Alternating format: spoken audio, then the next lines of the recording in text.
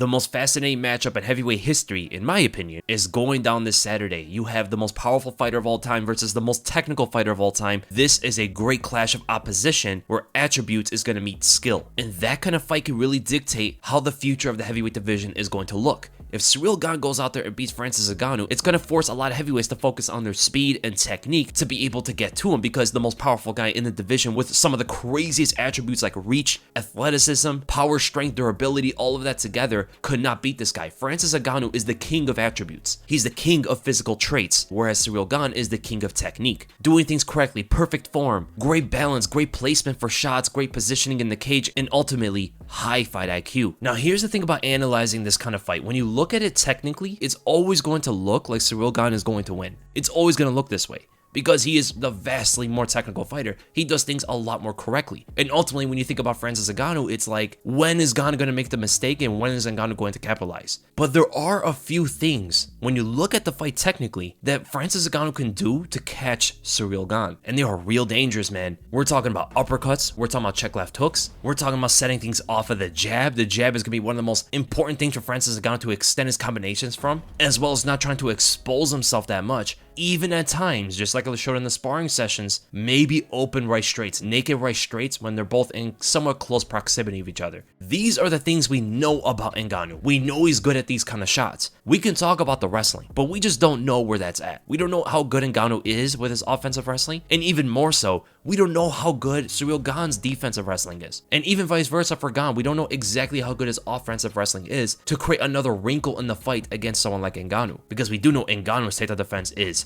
insane. Stipe Miocic couldn't even take this guy down in the last fight. Ngannou's way of winning this is going to 100% be by a knockout. Going 5 rounds of Ciryl Gane and trying to beat him on the scorecards is something that's going to be far exceeding expectations. Nobody really expects Ngannou to win a 5-round fight. Just like a lot of people don't expect Ciryl Gane to knock out Ngannou in the first 2 rounds, which means he's going to have to play his technical part even more in this fight than ever before. He just fought Derek Lewis, who is a powerhouse in his own right, second to Ngannou, and he was able to play that sort of game with him, being in southpaw, which is somewhat different than his orthodox stance, poking at Derek Lewis for the first round, continuing that in the first half of the second, and then start to really land his power shots afterward. I see a very similar thing happening with Ngannou, unless Ngannou overreaches, overextends with his shots, creating openings on himself for Gane to land his check hooks. So it is great practice for Ciryl Gane to go up against someone like Derek Lewis. But the issue with Francis Ngannou is he's never fought anybody anywhere close to Ciryl Gane. No one's even close as technical. And that might be a problem for Ngannou going into this, but as we all know,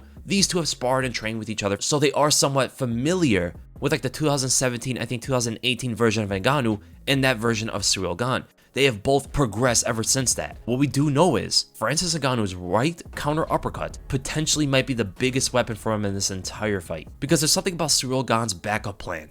When he's out of position or he sees some kind of threat and really can't find himself to evade it using his footwork, he generally bowls in, bumps, and underhooks the opponent in the clinch. If Ngannou can time that sort of bump in, he can find short uppercuts. And we all know he can knock out opponents in the most ridiculously close ranges. Like look how he knocked out Cain Velasquez. You should not be able to knock out a human being like that. And another big issue with Ciryl Gane is, when he's in southpaw poking at you, oftentimes he likes to go to that lead side kick to the knee, or even to the body at times. When he misses, because of how much he throws it, there's definitely going to be times where he's going to miss. It causes his stance to turn perpendicular to his opponent, extending closer to them, in this case, Francis Ngannou, and ultimately making it a lot difficult for himself to get away from the opponent safely. Because missing a side kick can get you knocked out very easily. Look what happened to Wonderboy Thompson. That sort of scenario can happen to Ciryl Gane as well, right? This happened with Derek Lewis, and Derek Lewis tried to counter him with the right hand, but Gane was slippery enough, fast enough to get away. I wonder if the same kind of thing can happen with Francis Ngannou. So those are ultimately the only big moments for Francis Ngannou to connect anything on Ciryl Gane, or at least consistently. And the underlying issue with Ngannou to be consistent with many other approaches is with the misconception that he's some kind of pressure fighter. He's a guy who's much better on the front foot, backing the opponent up,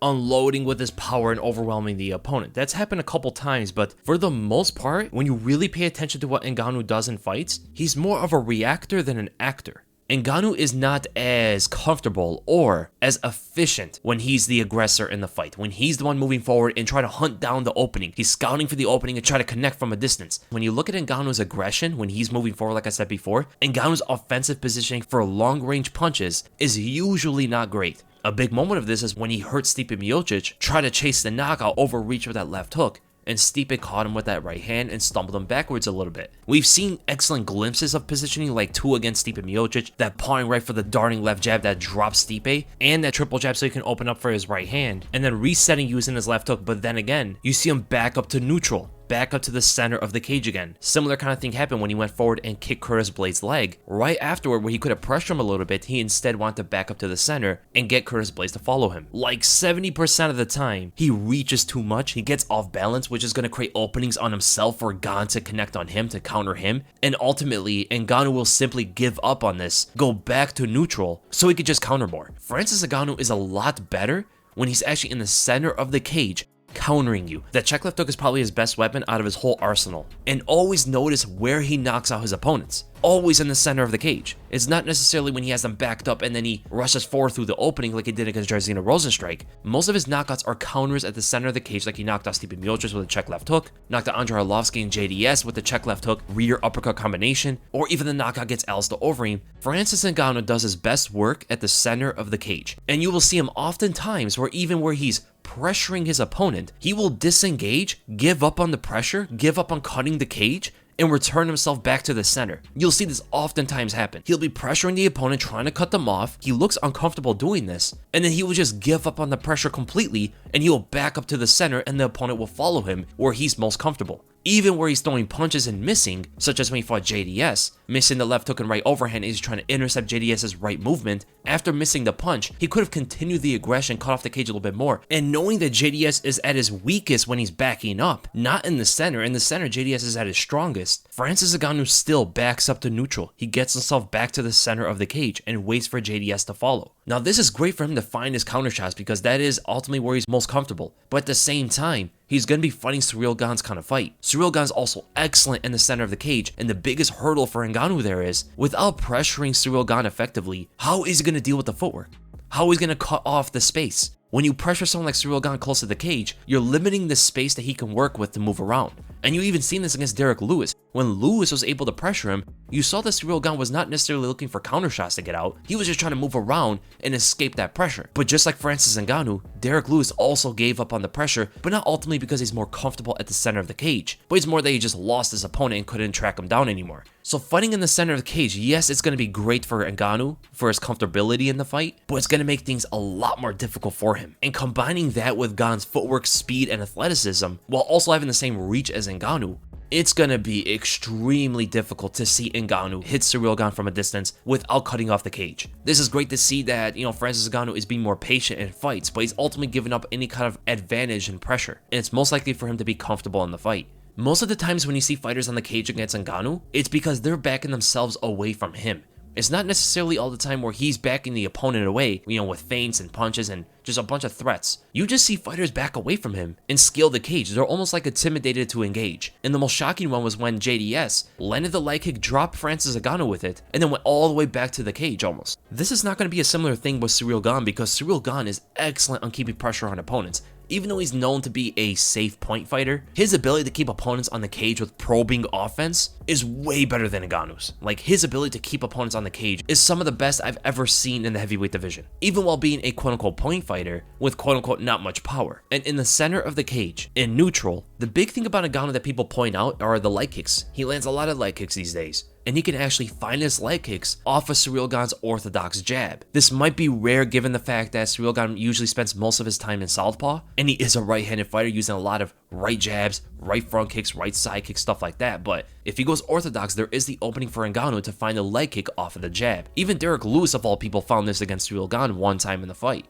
And Ngannou has extremely powerful leg kicks. But there are some issues here. Ngannou's leg kicks aren't the best setup. A lot of them are naked, open space, and that's going to be quite difficult to land on someone like Gane. Gane is way too fast on his feet to just be standing there, see no setup for the leg kick, just see the rotation of the hips go through, and him not do anything about it. Which means Ngannou's leg kicks are open to be very much countered. But here's the thing, if Ngannou actually finds a way to make him a little bit more tricky or set them up, very similar to the way Alexander Volkov did against Ciryl Gane, he can make them work because Volkov landed a lot of leg kicks on Gane, but all of them were set up by something. And the other thing is, even though Ngannou is known to be great with offensive leg kicks now, mostly because of the power in them, people don't notice that he doesn't check kicks that much. Almost every single leg kick thrown at him in recent years has landed on him. He's checked almost no leg kicks in the last like 2 to 3 years. That is alerting when he goes up against Ciryl Gane, who has powerful leg kicks himself and is so versatile with them. That's going to be an issue for Ngannou, especially because he likes to fight in the center. And not only that, one of the most important things I can talk about for Ciryl Gane are the feints.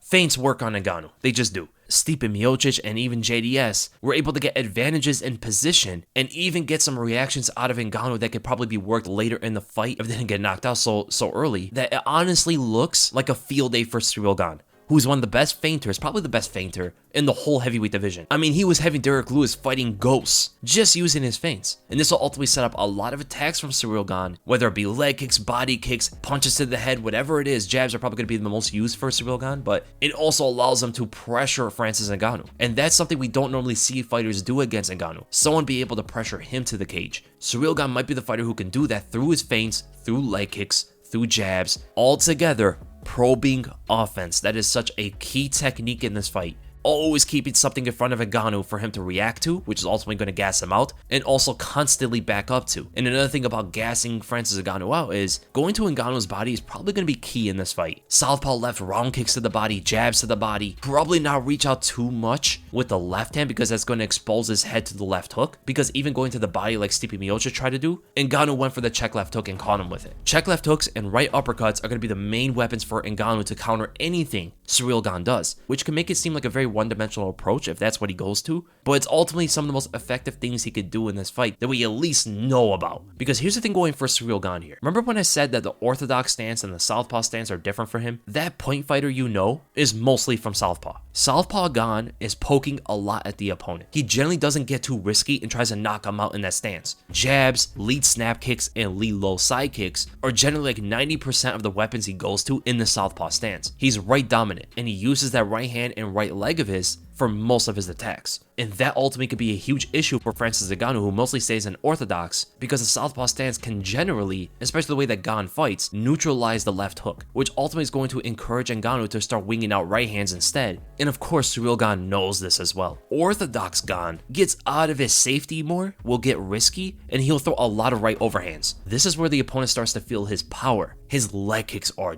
devastating, man. He puts so much power in his leg kicks, which is something that's going to be great to see from him. But the overhands that he throws are generally going to put him at a lot of risk against Ngannou because he can get countered very easily doing that. I mean, look at the guys who got knocked out throwing overhands at Ngannou, right? JDS and Andrei Arlovski are the best examples for this. They threw overhand rights from a distance. He pulled back for the left hook and then right uppercut. If Gane doesn't play his cards right and throws that from a distance without setting anything up, he can meet the same fate as those fighters. So ultimately, this fight is going to be extremely intriguing. It doesn't mean that Ciryl Gane is for sure going to win this fight. Remember, this is the heavyweight division, and we are talking about Francis Ngannou here. He can knock out anybody in the world, and he doesn't even need much leverage or even the best positions and best precision to knock you out. He doesn't need any of that stuff. He just needs to touch you. And we've seen Gane get hit a few times in his career, especially from Alexander Volkov. So he does have a decent chin because Volkov can crack a little bit, but that's not Ngannou, man. If Ngannou lands those kind of shots on Ciryl Gane, it could potentially hurt him very badly. So technically in the fight, of course, it's going to look like Ciryl Gane has the advantage. He does have the advantage. But the ways Francis Ngannou is going to win this fight is not through his technique necessarily. So when we analyze fights for these two, it's always going to look like Ciryl Gane is going to win. The question of the fight is, will the power make the difference? And can Ngannou find the target? He just needs to find it one time.